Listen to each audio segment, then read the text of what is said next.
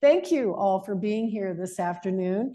And to a special thanks to our, I think Marlo just left, Marlo Welshons and Brian Steves, who are sitting in the back, who are with the Regent's office and who are accompanying our finalists today, Dr. Rebecca Cunningham, who I will formally introduce in a few moments. And then we're very fortunate to have an individual who served on the search committee. So if you would please stand up, we would like to welcome. So Doug Langner served and on the search committee. So thank you, Doug, for your help with that. This is a very exciting time, both, as we all know, for the University of Minnesota and for the University of Minnesota Crookston. And so just very briefly, I was giving Dr. Cunningham the 33-second version of the treasures of this campus. But, and one of the treasures that I did not mention, and I see some of our colleagues here, is not only do we have our University of Minnesota Crookston academic teaching here on campus, but we also have an office for our extension service. And some of our extension colleagues are here, as well as the Northwest Research and Outreach Center, which does agricultural research. So we are truly the land grant because we have all three offices here on our campus. But again, I want to welcome you all and thank you for attending. I think you probably figured out, and most of you I think know me. I'm Mary Holtz-Claus, the Chancellor at the University of Crookston. Before we get started, I'd like us all to just reflect for a few moments as I read the land acknowledgement statement.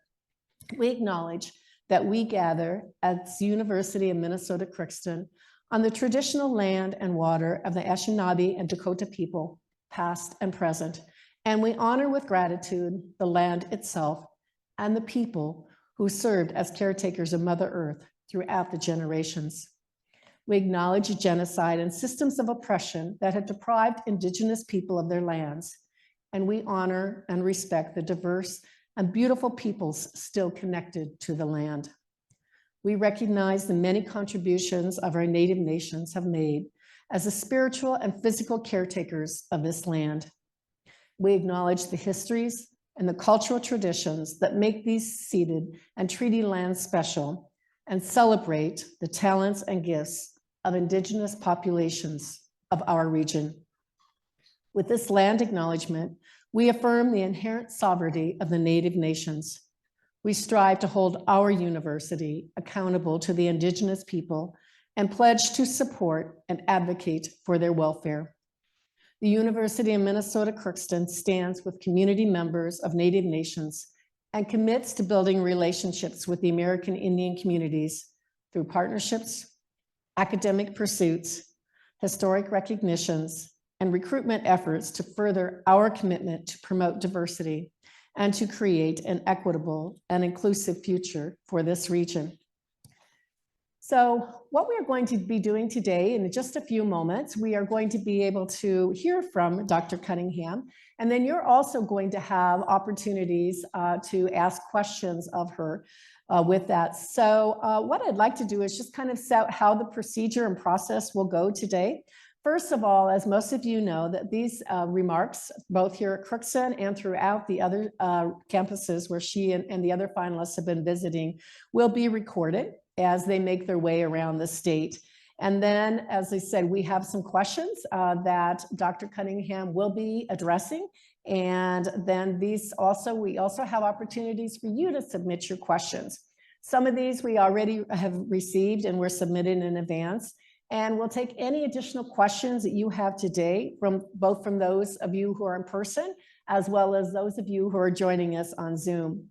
So staff will collect the questions, and after Dr. Cunningham has made some opening remarks, we will share them with me. We may not be able to address all the questions that you have, but we'll do our very best. So in this room, we have cards and pencils that'll be circulating. If you'd like to submit a question, please signal to Chris, who's standing in the back, that you need a card. And if you need assistance or need additional time to write that question, we'll make sure that we try to get all of those to me so I can look through them. For those of you who know on Zoom, the Q&A feature there, I hope you all know that after 3 or 4 years of the Zoom technology, please indicate those, and then those will be forwarded to me. So, and also after today's forum, we invite you to provide your feedback. The QR code, which was up there, which isn't now, and a shortened Z link on the screen will take you there. And that information is also available on the Presidential Search website. So please know that your input and your thoughts, your ideas and your perspectives are very important to the regions.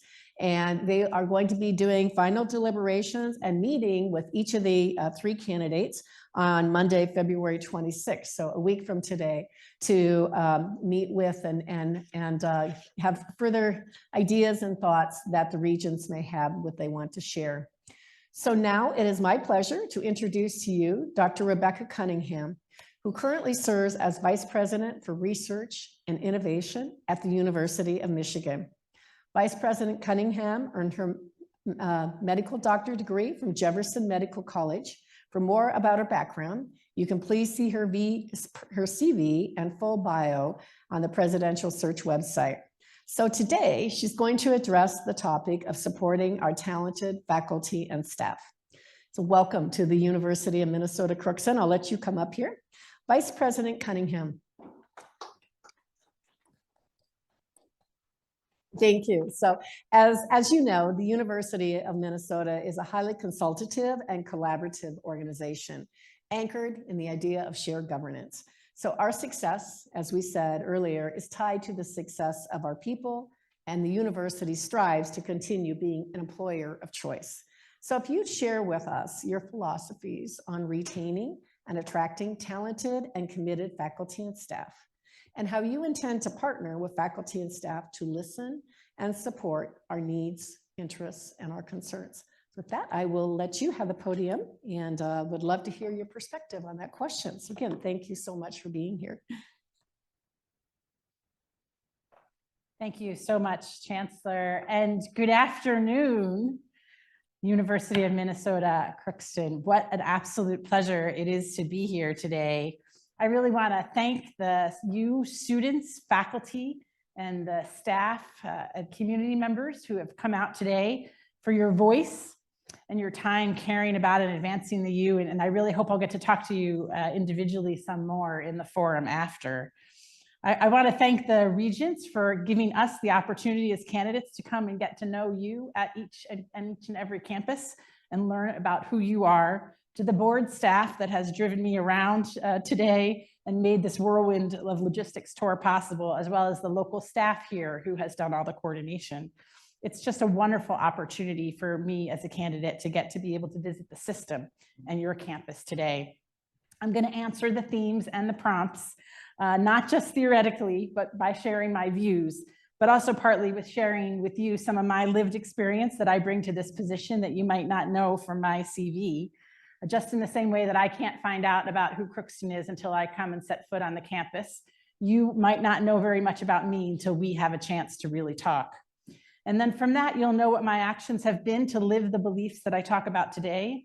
And that this will be the best way to understand how I could lead here at the University of Minnesota, to understand who I've been and where I've directed my past efforts. So first, I want to start by saying it's fabulous to be back in Minnesota. My Cunningham family has deep ties to the University of Minnesota. My late father-in-law was on faculty in the Twin Cities for 40 years. He was a gifted educator and passionate about the environment, leading the way as an educator on environmental science at the forefront of the field, often with references to the stewardship of Minnesota land. And he passed that passion on to both his family and then to me, and then to my children, his grandchildren. For decades, we have shared and centered our 3 daughters' family time in Minnesota, paddling the boundary waters, most summers, cross-country skiing, the lakes in the winters, and indeed, I was married a few hundred miles away from here in Ely. I have a lot to learn about Minnesota and the University of Minnesota and of Crookston.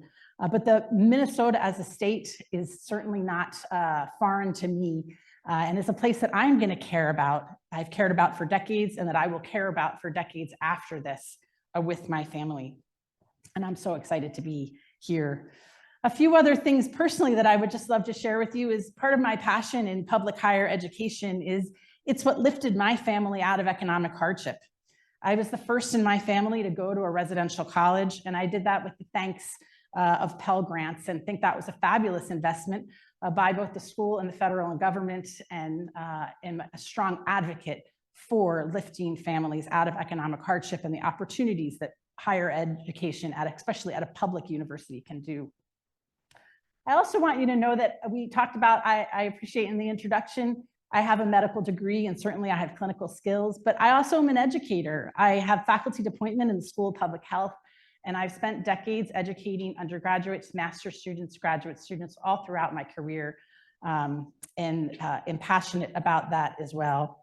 So on to this theme, which I did promise you that I would get to, is really to touch to begin on shared governance. The key to genuine shared governance is certainly broad bi-directional learning and communication, listening and learning, seeking first to understand before being understood, working from principles to build trust in advance so that when conflict arises, as it does in human nature, stakeholders know me, understand my priorities, understand my lived values in the past, and hopefully they'll realize that we'll be listened to even when we disagree. I have experience with the Faculty Senate. I'm advised by a research-specific faculty governance committee now. We meet often. I listen and bring to them major initiatives. They bring to me all their concerns for their input and the concerns of the day. I'm also involved with student government at U of M that have critical voices across our both grad students and undergraduates of our shared governance and of our consultative process. If we want to focus specifically on the question here on how I support faculty and staff and students, you know, we have to just start with our people are the backbone of any enterprise, and certainly any enterprise in higher education. And finding ways to support them is the joy of my career. If I talk specifically about faculty development, I'm going to start with a story from a few decades ago now, because there are big things to be done, and we can talk at a university level. But I also know you as educators, and you in the classroom, and you as faculty know that there's also small things that can be done that are so very meaningful.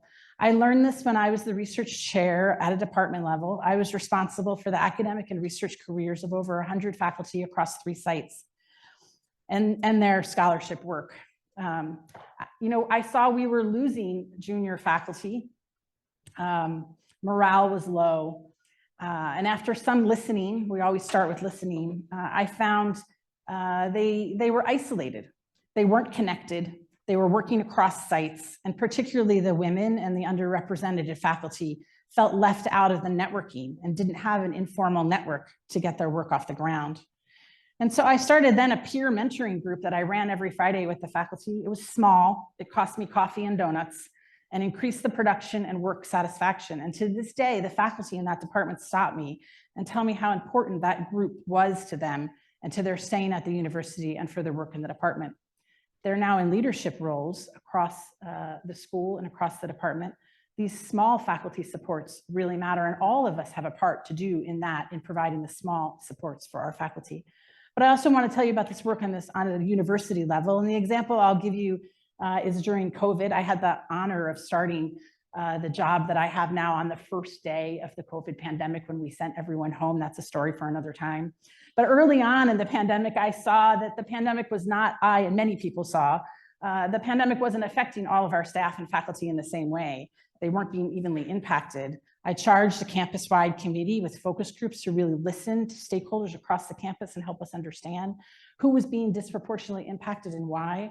We heard often that our underrepresented faculty, those with childcare responsibilities, were really feeling substantial impacts that were different.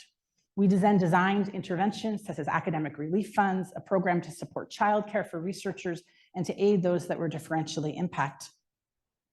Later, to support faculty after the COVID pandemic, fortunately, has faded some into our history. I worked to design and implement a university-wide strategy to help faculty move their scholarship forward, which over the last year has bolstered resources and personnel to help them achieve their scholarship goals, including goals around foundation research. And we know, and especially I am responsible for the research portfolio across our system campuses. We have 3 campuses in our systems, and I know the work that's done at some of our system campuses, like here, often is work that's either high risk or work that's really focused with the local community. And that's not work often that we're going to get federal funds for. We really need foundations and local folks to step up for that.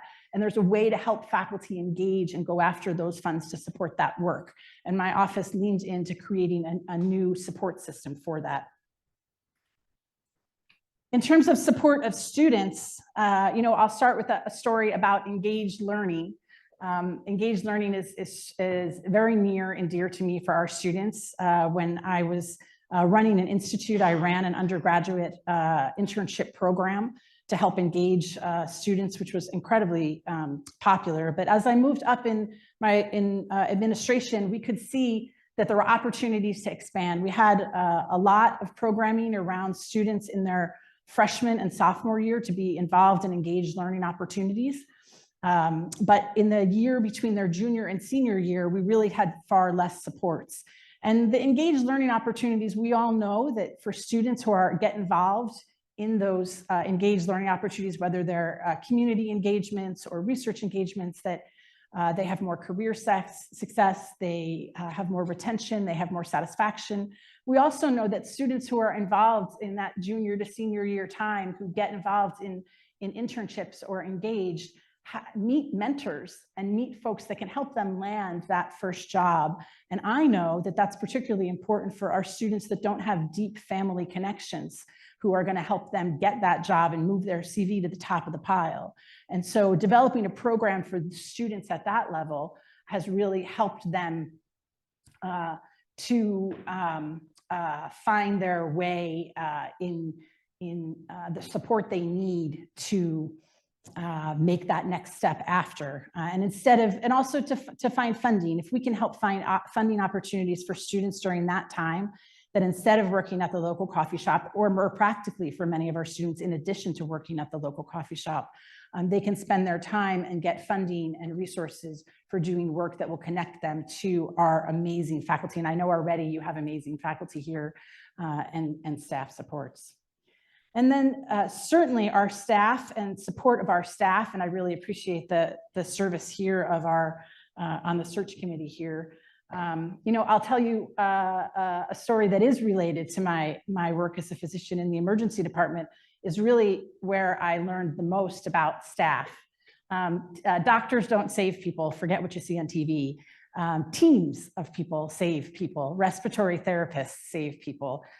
Nurses, techs, custodial staff that come in to the rooms in between, even during the pandemic, day in and day out, who keep the boiler rooms on. Those are the people that save people. And in the same way, in higher education, it takes a village of our staff to support higher education, whether it's through the research enterprise or through the university at large.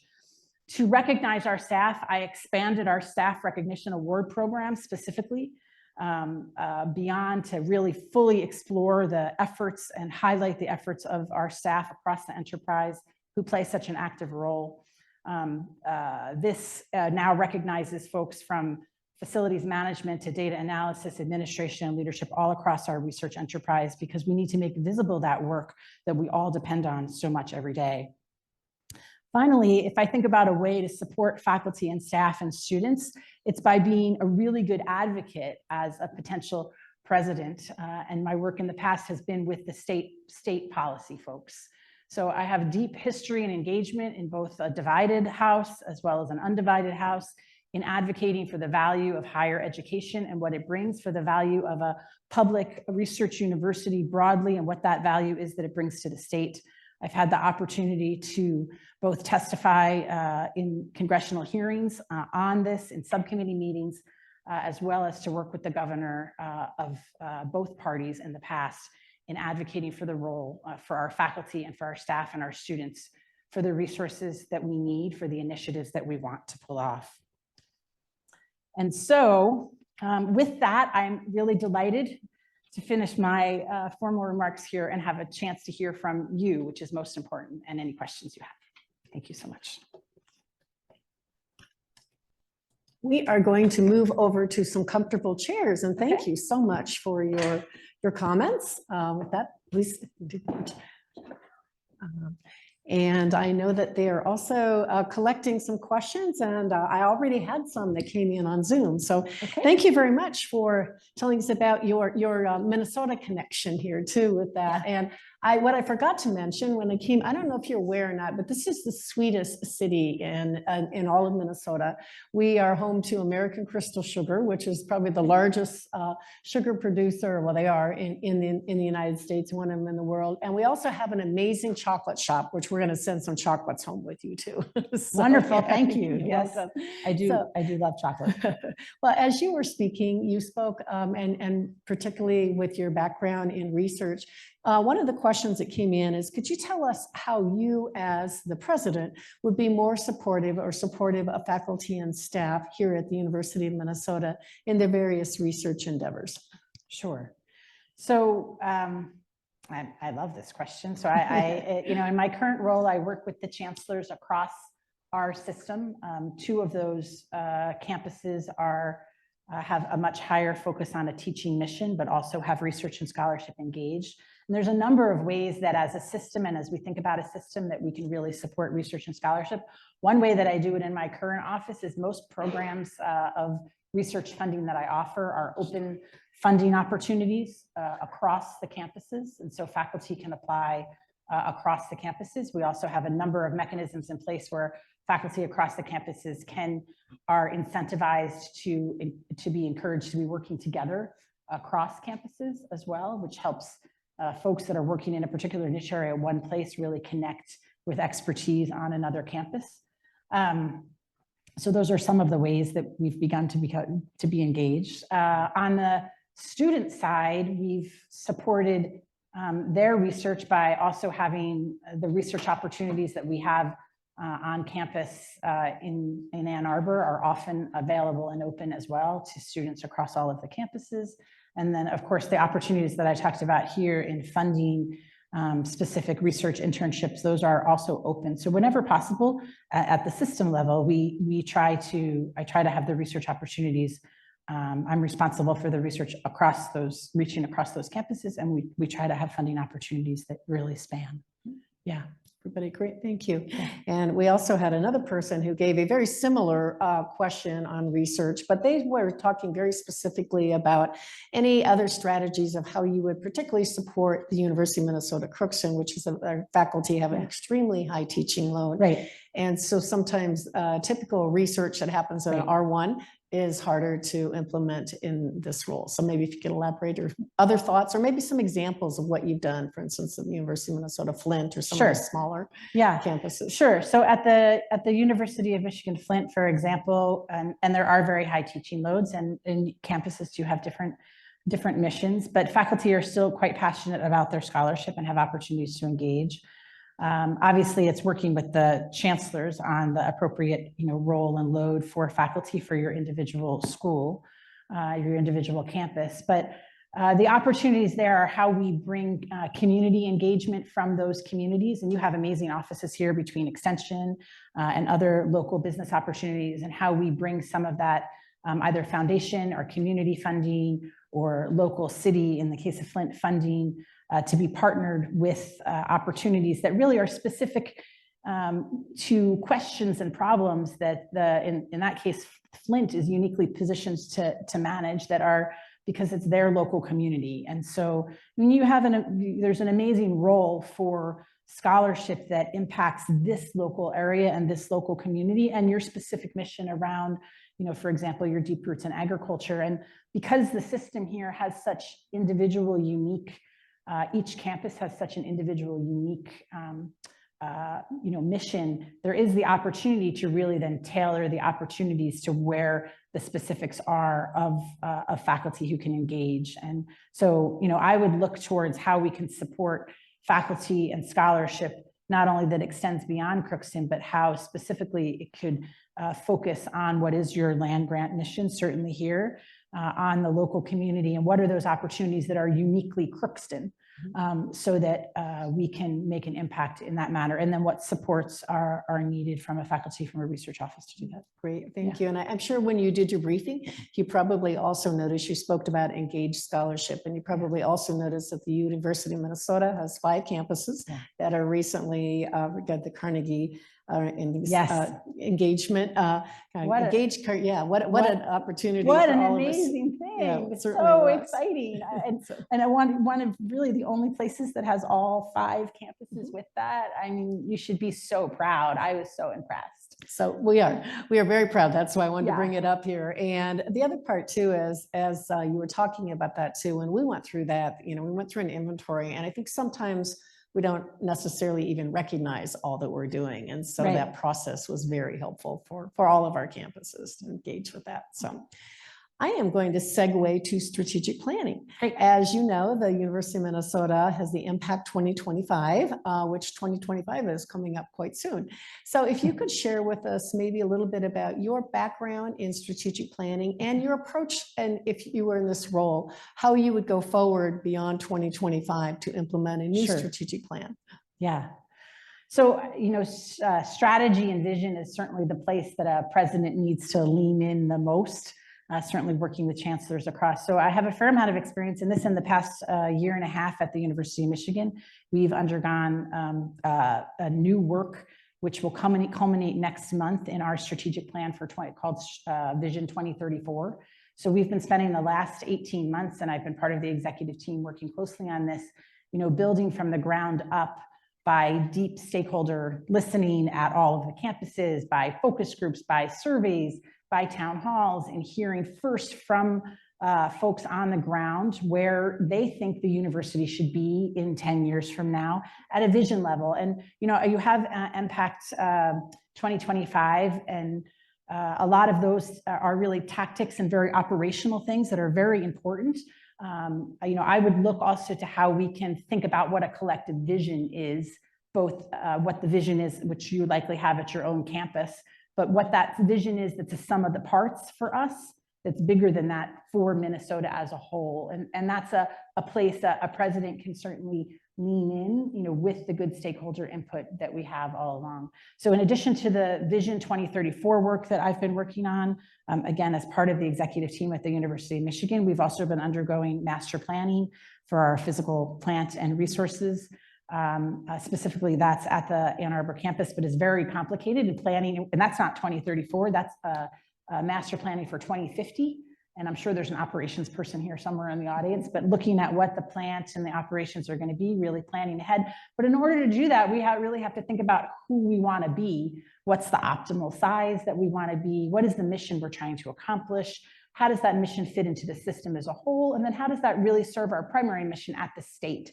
And so those are all the things that go into whether or not we're going to put this building here or think about this building here. And then more specifically on the research level, I led the first ever university-wide research strategic planning for the research enterprise. Before this, we had each school had their own research mission, each campus had their own research mission, all very important.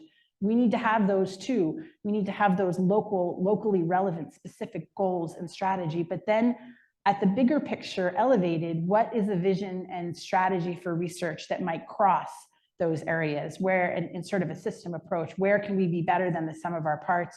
Where are the big research ideas that won't happen in one campus? And we could say the same thing about education. Where are the things that really cross that we can look to together? And then the reason that vision and strategy is so important, because once we have those, then we know where we're all running. And we can all paddle faster if we're paddling in the same direction. And so that is so important. Great, thank you. Yeah. And again, if you have questions, I have a few here, and there's some that I've received online, and that's why I'm looking at my phone. I'm bringing in the questions that are coming. But if you have others that you'd like to submit, Chris will be going down the hall, down the aisle again to collect your questions on that. So the next question that came from somebody here in the audience is, how do you balance the needs of administrators and allow for the needs of a union represented employees, as well as finding the needs for upkeep for buildings and facilities? I think I'll take those separately. Okay, those are several questions. So allow for the needs of union represented employees. Yeah, so certainly unions and our bargain for contracted employees are such an important part of our university as a whole. So, you know, so I was in our house staff union. Our residents were unionized when I was a medical resident, and I was part of the house staff union. And, you know, both in that experience and also in experience over the subsequent years in working with unions and at the executive table and working through the issues of assortment of labor groups, you know, when our union relations are working really well, it provides a great opportunity for us to provide equity across a group of people as a whole, to really have a contract in how we're working together that eliminates some of the ad hoc nature that can happen otherwise in silos in individual areas of campus. It also gives us an opportunity in working with unions to see which other groups may be not being treated in an equitable way that we could do better in working with as a whole. And it just, you know, the union negotiations give us a playbook for how we're going to interact with each other. And, you know, what the rules of the road are. And it's a little bit easier. And once we get out, you know, there's always a little nuts and bolts and a little bit of there and a good negotiation, and that's fine. But, you know, once you hammer that down, then you have a rules of the road. And whether that's with our graduates, I know your graduate students at the main campus have recently unionized. We certainly have a graduate student union as well. We have a lecturer union, and in the Leo, our lecturer union negotiations, you know, one of the things that came up when that group unionized certainly was that the compensation and what they were being asked to do was very varying across levels, and getting that contract and that negotiation hammered down certainly smoothed out that unevenness. And so, you know, these are the ways that can work really well. I think your second part of the question was deferred maintenance and funding for deferred maintenance, right? Mm-hmm. And this is a problem everywhere in the country right now. Certainly as building and infrastructure ages, and infrastructure is aging not only in higher ed, but in cities and, you know, bridges and water pipes all over the country. So this certainly isn't a uniquely Minnesota or uniquely Crookston problem, but it certainly requires individual attention and focus. I know that there's an ask into the state, certainly for some deferred maintenance requests, and that's one way to go about it and think about it. But there's, you know, at the highest level of budgeting, and also there's I'm sure a finance person somewhere here in the room as well. When we think about deferred maintenance and an available budget, I mean, there's many ways to approach this. But one way is to think about, you know, that we need separate funds that need to be set aside for the deferred maintenance and separate funds set aside for the investing. You know, we're not necessarily going to be able to cut our way always down to what we need to do for our budgets. We also need to invest. There are things that need to be invested in, both in deferred maintenance and in infrastructure, but also in future initiatives. But then a hard look at priorities of where you want to be as a campus, what the priorities are of the future of your campus in a 2034 and in a 2050, and working towards those decisions as well. And I've seen some places that have a lot of high deferred maintenance costs really start thinking about, you know, sort of dollar for dollar, this is what we're going to do for our deferred maintenance fund. And at the same time, this is the dollar over here we're going to work on for new capital projects. So, yeah. Thank you. So, I don't know, you've had this question before. I think I might know where the genesis of this question came from.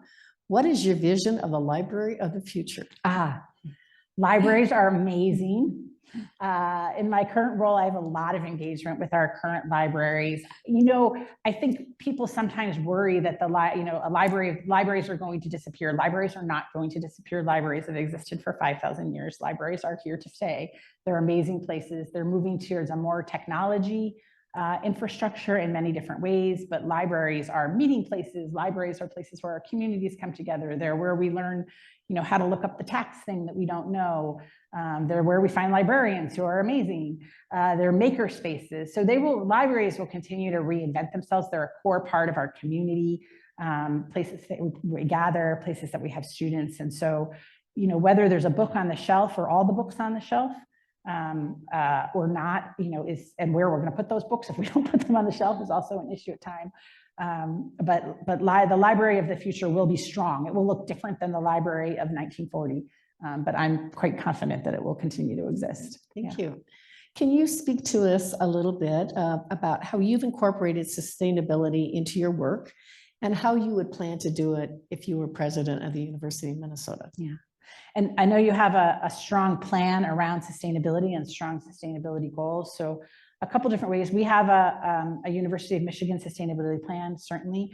You know, I'll say when that plan was first rolled out, it was very academic driven and didn't have the implementation and operational components really fully worked out. And a good sustainability plan, as we've seen in recent years, really has, you know, multiple components. It has a component that, you know, certainly is about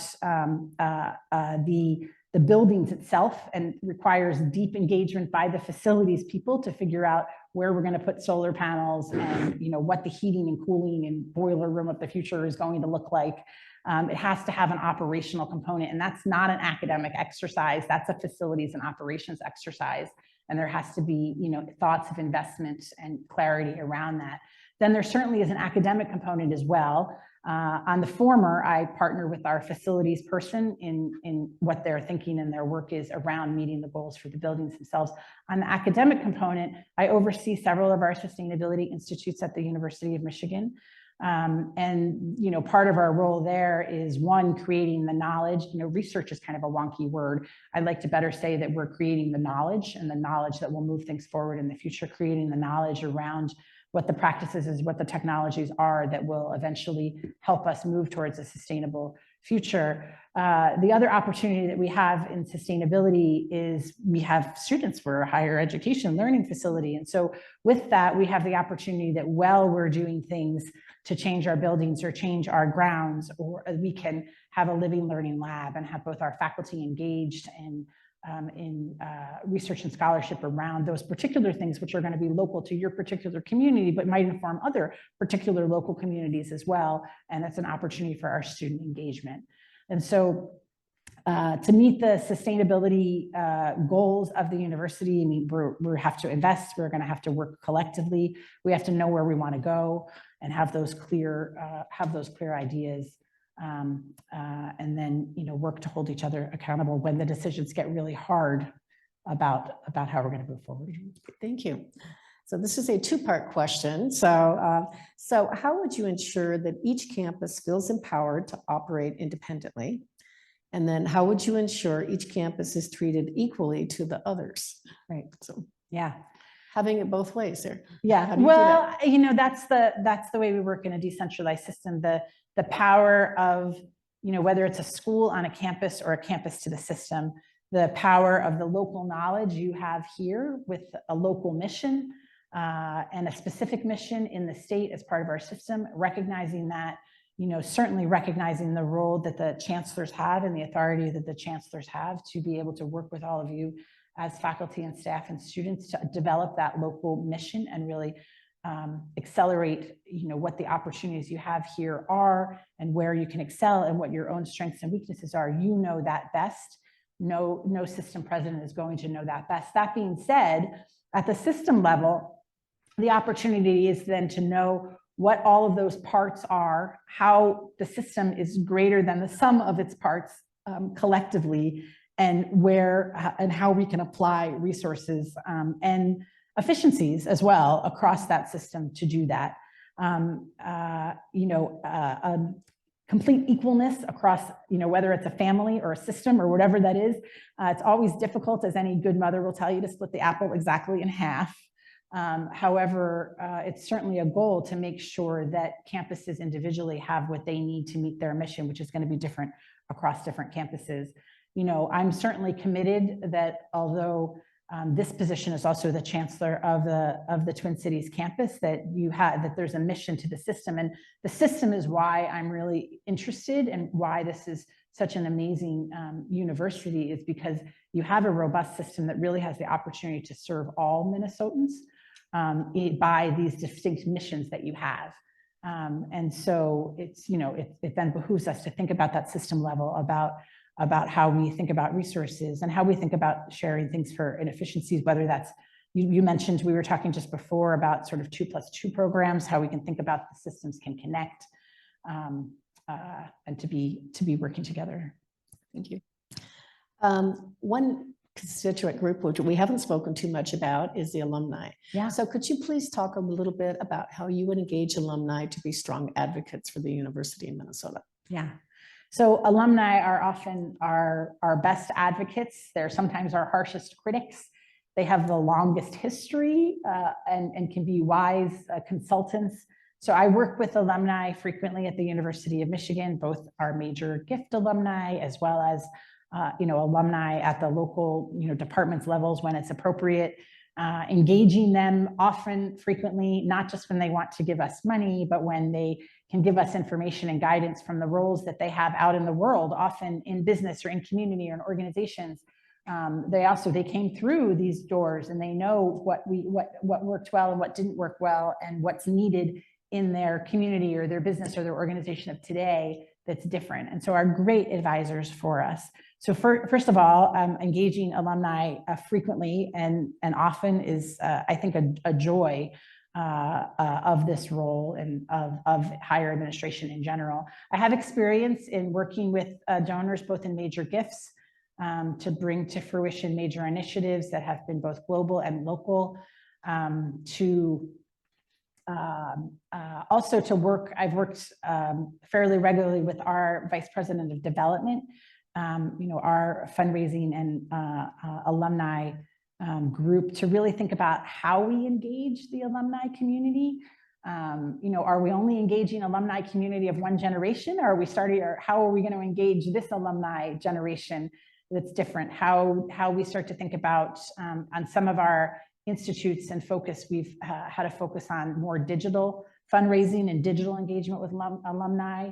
The students that are graduating today that are becoming our alumni are very connected on social media, et cetera, and in a digital manner. How are we interacting with them that's different than how we maybe interacted with a different generation of our alumni? Also, as we think about engaging alumni and fundraising, I think specifically, thinking about inclusion and the I part of our inclusion part very broadly. We have opportunity to be inclusive in our alumni groups, across race and gender and veteran status and disability status. And are we really fully including the alumni voices at a broad level so that we can learn best and move forward and really then meet the needs both of our students as well as meet what those students will need when they graduate. Thank you. This is a question that came in online, and it started out with, we're in an era of new leaner. So what does new leaner look like in relationship to tenure? And what would be your responsibility in that new leaner as we launch for new leader? New leaner. New leaner, yes. New leaner, yes. Well, I think some of this question relates, it always relates back to vision and strategy. And so, at each campus, what is the optimal size? What is the mission, particularly of the campus? How do we reach that? How do we meet that? In the age of tenure, both now and moving forward, there's certainly, I guess a way to think about new leaner in some ways is, in order to start doing things, we have to stop doing some things. And, I imagine, I don't know, and I saw some really interesting books on the cases as I walked by on the way down here, but I imagine in the 1930s or 1940s, maybe you taught, court stenography here or shorthand. Somebody along the way realized that we needed to move to computer science and key punch cards, and with that, needed to reorganize and consolidate in order so that we could meet the needs of tomorrow. And that's the job of leaders, is to begin to look to where we need to move in the future, and then work with the folks we have in a humane, respectful way to see how they can best serve the needs that we have moving forward. In the broad scheme of tenure across the country, our conversations about sort of post-tenure review and accountability.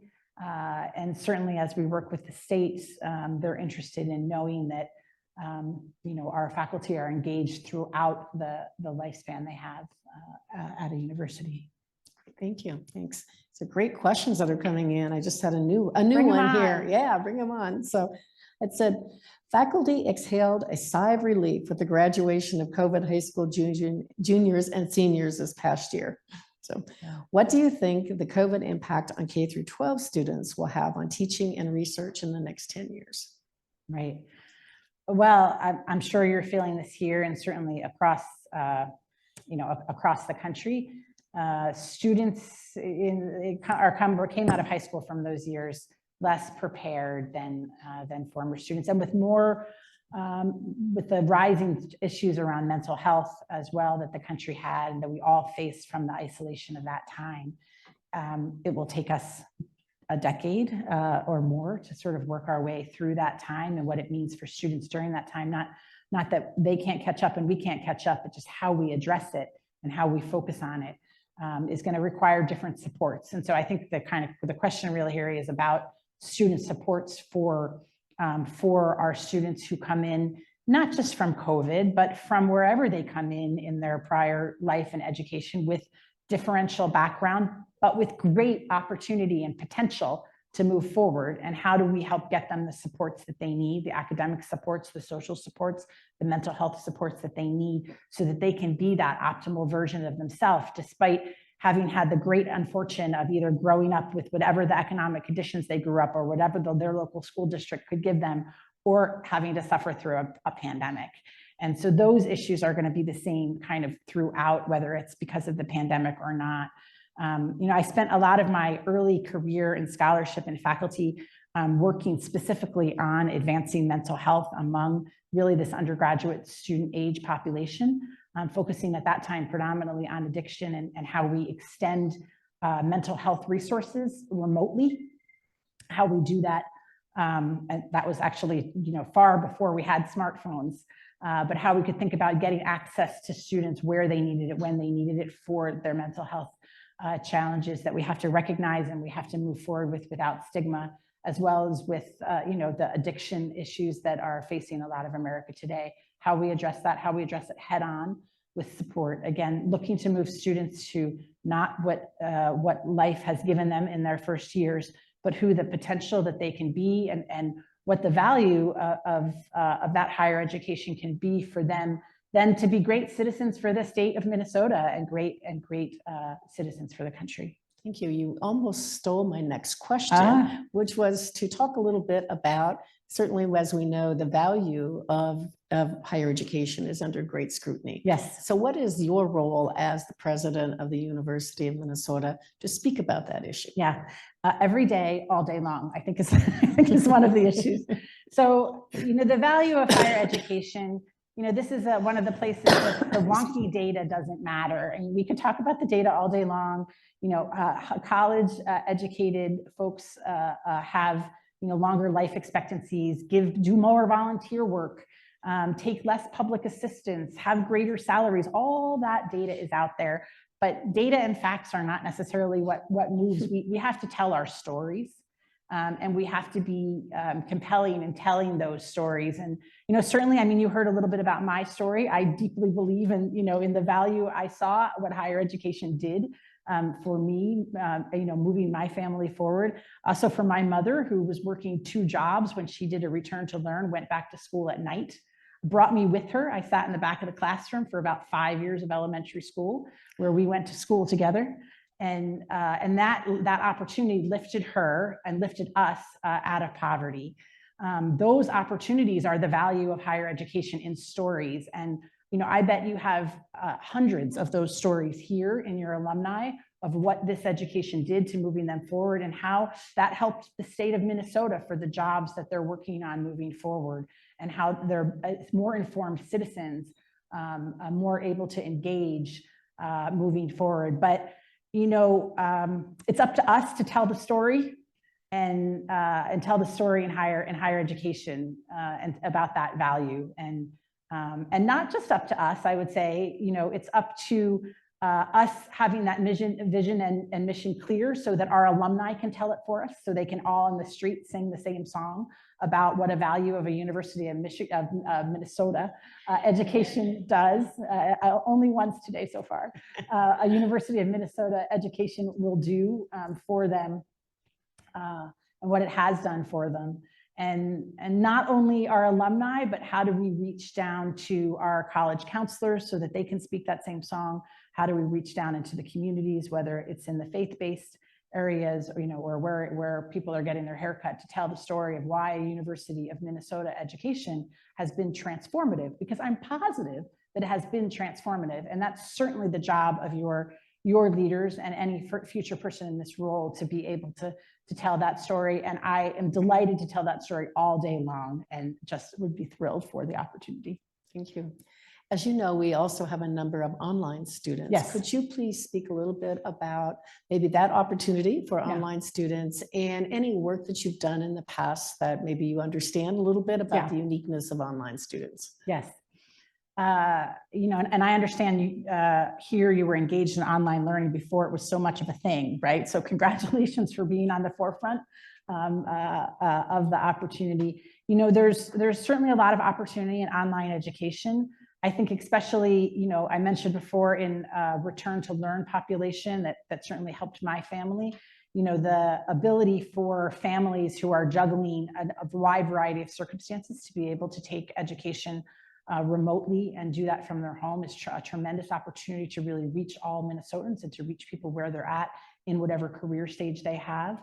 There's certainly an opportunity to, and to ease in the commute, frankly, help some of our sustainability goals in some ways as well, in those components.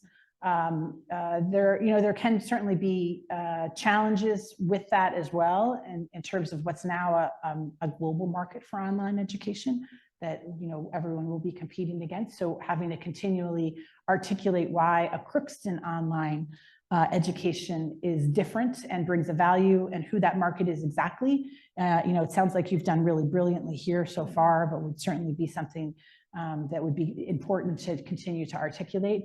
I have been involved. I was involved early on in actually the development of 2 massive online courses that have reached, that have both been taken for credit at the University of Michigan, but also served as civic education on a number of different topics across the state for our folks in similar, in the extension offices, folks in our public health areas who were exploring concepts like the opioid epidemic that when they were in school wasn't a thing and needed retraining and relearning. And that's another place that I think our online education can be really important, is in the upskilling and reskilling of alumni who have also been here. As we think about online education, and certainly have thought about this at the University of Michigan in our academic innovation space, is thinking about your alumni as lifelong learners, and what the opportunity is to continue to provide them that lifelong learning, as they will need upskilling and reskilling in roles over time. The world 20 years from now may not look like this world. Our world doesn't look like the skills that you needed 20 years ago. So that's also an opportunity for online education. Thank you. Yeah. We have about 5-8 minutes left. And so if you have any questions that you haven't submitted yet, either online or have given to Chris, I would welcome you to do that. This is kind of your last call here for questions. And I have a great one about how do you see vibrant campus life outside the classroom impacting student success, both during their time here and postgraduate? Yeah. So student life is, when people look back 10 years from now, they don't tell you about the great people that they were in their Algebra 2 class with. They tell you about the great, rec ed soccer or volleyball team that they were on, that became their friends, that connected them over years of reunions going forward. The student life and the student activities create a sense of belonging. They create the social connections that we know are desperately needed for our mental health and for all the reasons that I talked about before. And so, having the ability to have active and engaged student activities is really critical. Also understanding that, especially with the population that you're serving, that also, potentially has some more return to learn and is more online, that there are different student groups with different needs.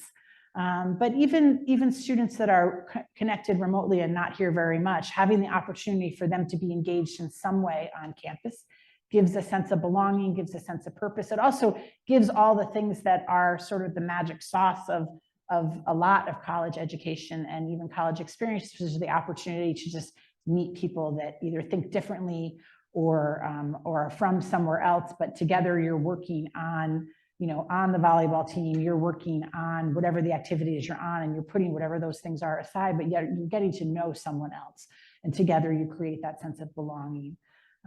And so fostering student life and student activities is it's critically important. Thank you. I think this will be our last question Okay. I'm going to ask you. And the question is, many sectors of our community are ripe for a reset. They put in parentheses, politics, education, medicine, climate, industry. So what is the role of the University of Minnesota to collaborate and have a leadership presence in those? Right.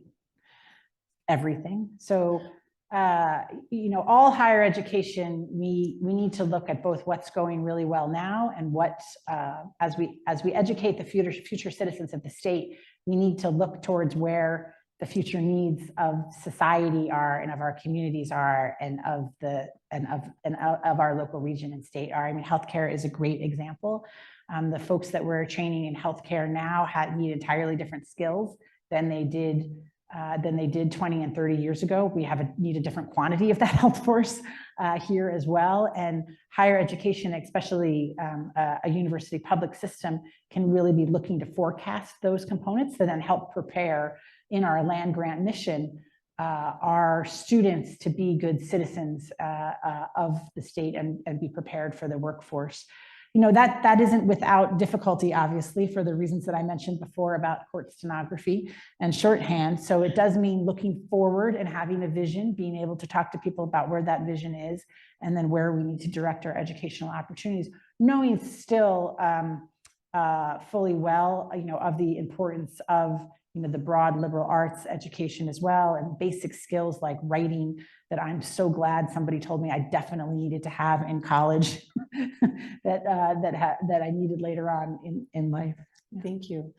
Any kind of final thoughts that you'd like to share with us? I'm just so grateful to be here today. I cannot learn about this place online. I need to be here the same way your students need to be here. I can see what a gem Crookston is here, how it fits into the larger system in this differentiated mission in a way that really can be elevated, I think, by some good system thinking collectively. And I'm just grateful for all of you for your time and coming out, especially on this day. I know where some folks have childcare issues with the local schools, et cetera. So just thank you so much for your hospitality. And I really look forward to more conversations. And I'd be happy, and please, if you're able to stay around, I'd love to talk to you one-on-one. In the forum. Perfect. Yes. So we would like to invite everybody to join us right afterwards, just right downstairs. So we have an opportunity for one-on-one conversations. And we'd like to thank you for not only coming up here, but also for lending your interest in this position and your leadership role that you've taken on. I'm sure it's been tremendous amount of preparation as well as learning, but just to, again, to show our appreciation for you being interested in the University of Minnesota. We do think it's a treasure and a gem. It's a treasure and a gem. So good. Yeah. Well, thank you very much. Please join me in thanking Dr. Cunningham.